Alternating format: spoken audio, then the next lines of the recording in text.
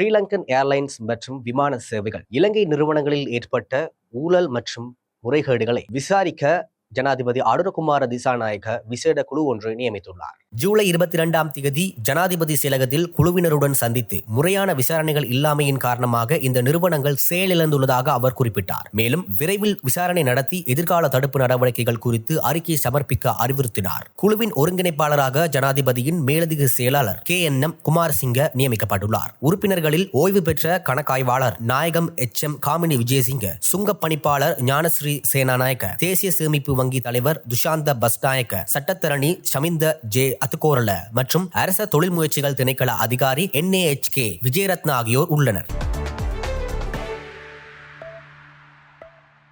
America ஐக்கிய நாடுகளின் கல்வி அறிவியல் மற்றும் கலாச்சார அமைப்பான யுனெஸ்கோவிலிருந்து விலகுவதாக தெரிவித்துள்ளது. இஸ்ரேல் மீதான அணுகுமுறையையும் பிரிவினைவாதத்தை ஊக்குவிப்பதையும் காரணமாக குறிப்பிடும் அமெரிக்கா இந்த முடிவை எடுத்துள்ளதாக வெளிநாட்டு ஊடகங்கள் தெரிவித்துள்ளன. யுனெஸ்கோவின் செயல்பாடுகள் அமெரிக்காவின் தேசிய நலன்களை பிரதிபலிக்கவில்லை என அமெரிக்க வெளியுறவுத்துறை செய்தி தொடர்பாளர் டாமி ப்ரூஸ் கூறியுள்ளார்.